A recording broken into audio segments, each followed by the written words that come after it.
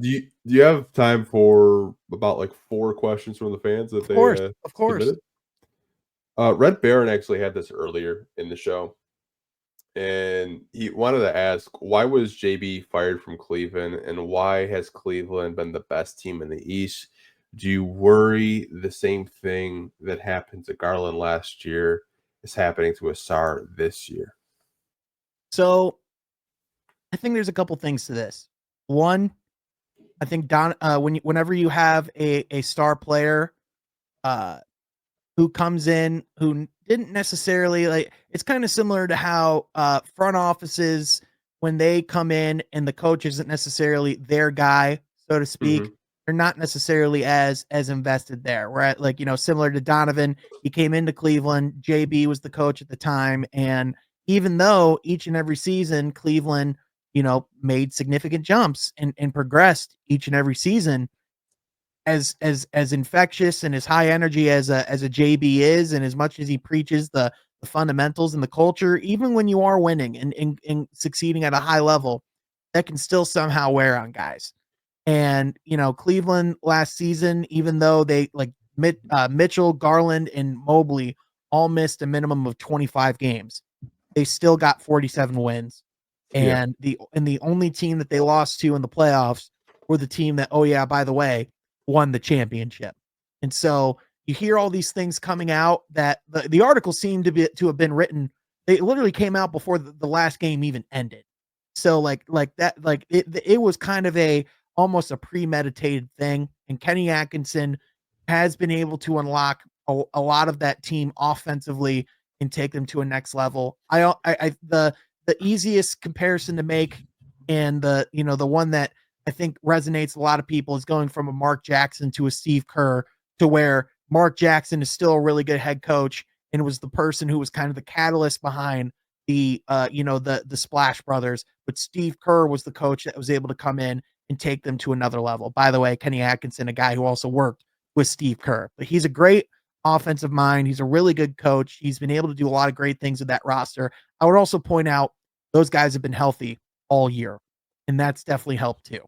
Uh, as far as like when talking about like JB and all those things, I think a lot of times whenever you see like a coach get fired, it's always like, oh, he had to have done something wrong, or it had to have been his fault. But a lot of times the truth is, it's just the team wants to head a different direction. Sometimes I think they just need a new voice. And I don't think it's a coincidence that, like that both like the two highest odds coaches for coach of the year are JB Bickerstaff and the guy that replaced JB Bickerstaff. Like those guys are at the very top of those conversations. So, as far as I don't necessarily understand like what happened to Garland like last year. Like there were like I think if he's talking about like Garland's like unrest and like tension within the roster, like that's the part, to be honest with you, that I'm not really getting as far as this question goes. But I would say, like, for Cleveland and in Detroit, I'd say everyone would say that it's all worked out for all parties involved. And I think JB's in a spot where he's going to be able to grow more long term with this roster. And I think something that people don't necessarily recognize, Detroit was the first ever job that JB was the head coach outright from the beginning. Every other spot, he was an assistant, elevated to interim, and then got the interim tag removed. So for him to actually come in, be selected, for him individually to be the guy from the beginning, I think you're only going to see benefits from that. And he's been loved in Detroit. This is a kind of like a three-part question, so I'll do my best to kind of give my spin on it.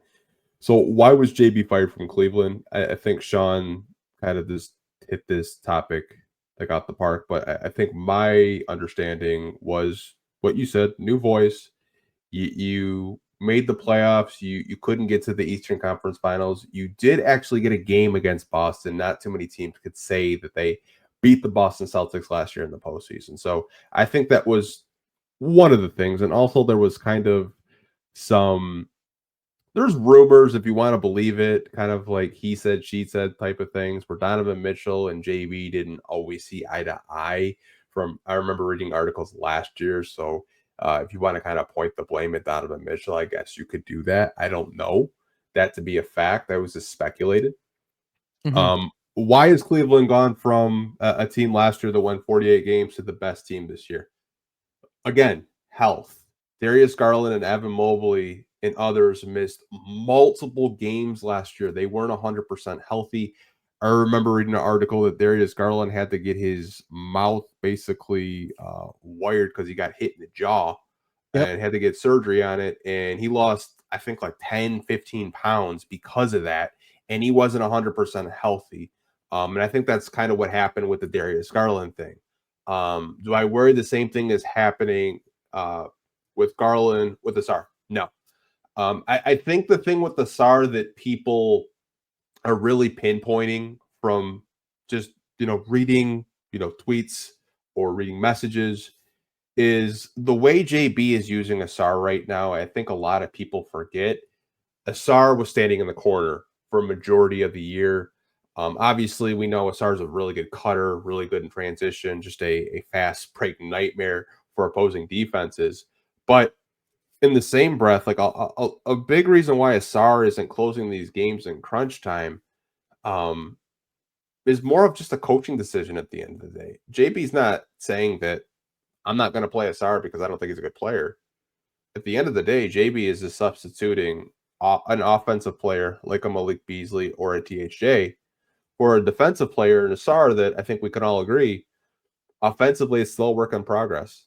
Really good cutter. That 3-point shot is still developing. We know that he doesn't really look to shoot a whole lot of threes. When he does get the ball, he always looks to just attack and get baskets around the painted area or just a really quick putback dunks. And I think that's the reason why a lot of fans may or may not be confused with his role right now under JB Bickerstaff. I think if you would ask JB directly, why did you only play Ausar Thompson 9 minutes tonight? He probably would have said because Ron Holland was having one of the best nights of his young career. I think that's why. And it was foul trouble as well. I think the way that JB does utilize Ausar, I think at times, if you just want to take it at a game-to-game basis, it's not consistent. And I can see why fans get a little bit confused of what is Ausar Thompson's role, and like come playoff time, like, is he going to do the same thing? From my understanding, I don't think so. I think we haven't even seen playoff sets that this team has like really worked on like certain plays. Right now, we're just doing regular season sets. I think JB knows that Ausar is going to be crucial for the NBA playoffs, but I do appreciate this question, Red Baron. I hope I answered it the best I could. I know Sean went on his little kind of broke down the question. I kind of broke yours down into 3 separate questions, but I do appreciate you as always, man. You're always in these podcasts. It seems like on a week-to-week basis for the past 2 years. So I do appreciate you. Yeah, no, good question.